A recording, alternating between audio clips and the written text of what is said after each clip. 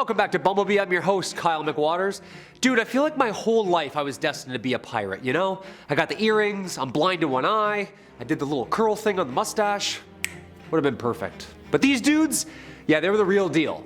Here's the top 10 chilling pirates in history that ruled the seas. Number 10, Henry Morgan. Henry Morgan ruled the Caribbean and people feared his name. Mid-1600s. He's most famous for his attacks on Spanish vessels and plundering and raiding towns.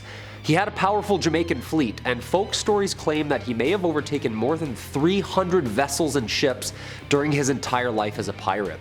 Massive raids, 30 ships, 1,500 men easy, town to town, stealing enormous wealth. A pirate's pirate. He was later arrested and taken to England, but there he was actually pardoned, knighted by Charles II, and sent back to Jamaica to continue his place amongst the plantations. Again, these were not cool pirates. Most of them were really evil people who believed in some pretty evil things.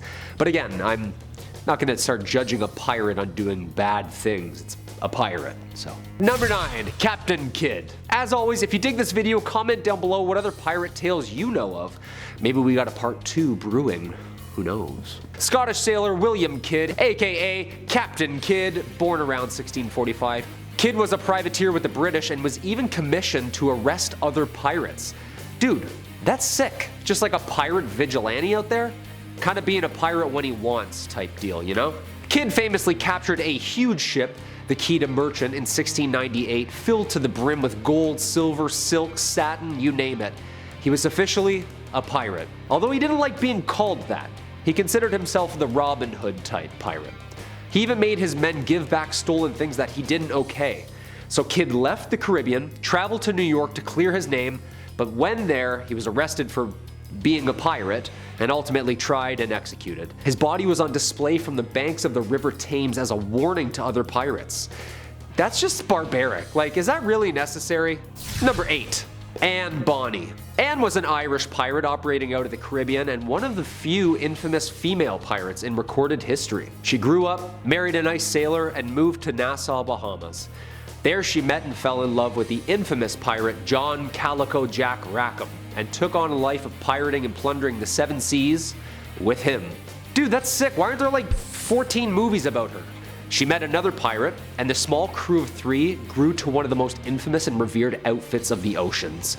Bonny wore men's jackets, long trousers, a handkerchief tied around her head, machetes, pistols, like 12th Night, but like the real deal, dude. She was ultimately captured alongside Rackham in 1720.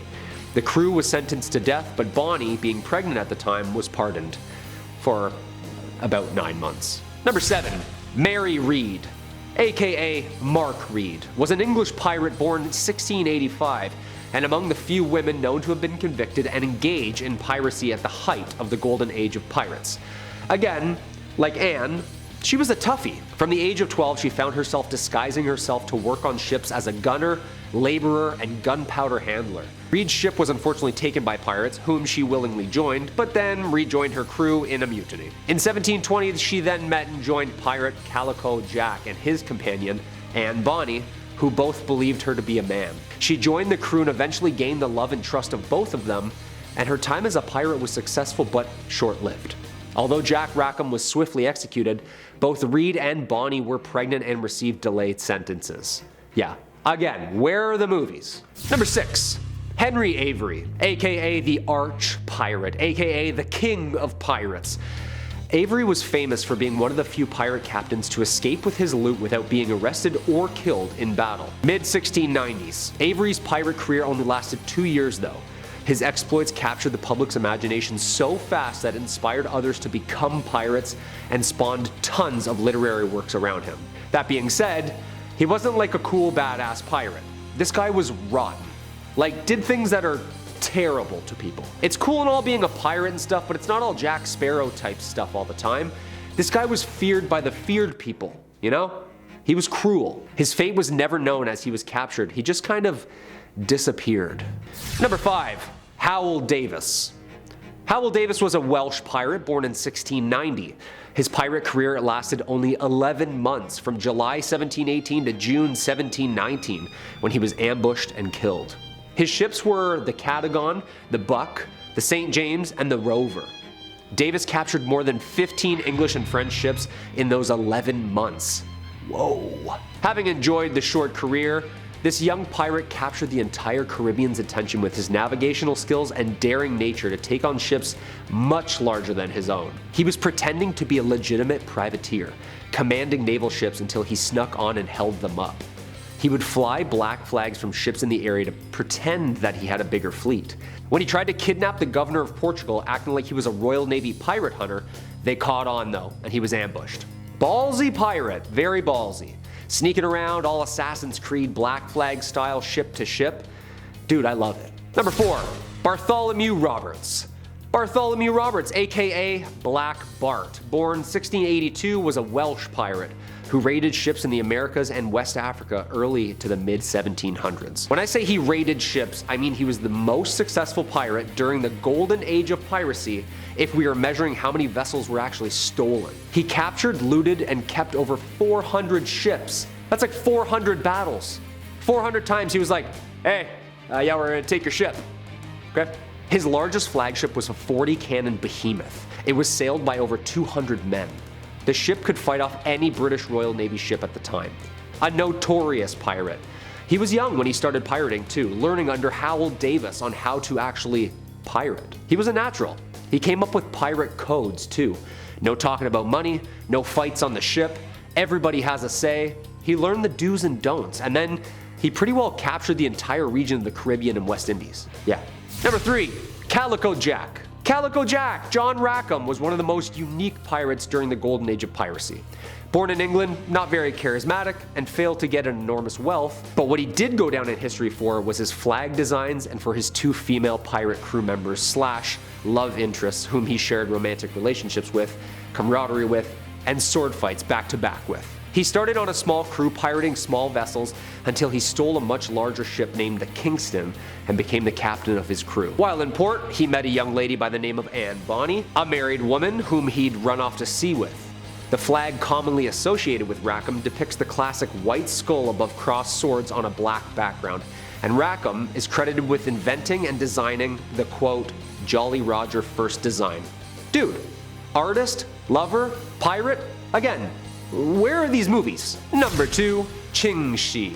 Born in 1775 in Guangdong province, Ching was thrown into work as she was famous within the province for her beauty, hospitality, and intelligence, attracting a certain pirate Zheng Yi in 1801 who asked for her hand in marriage.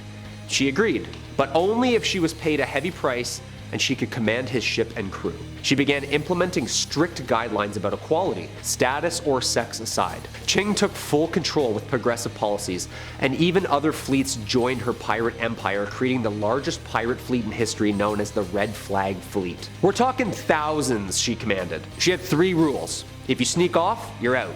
If you steal, you're out. And if you harass women, you're out.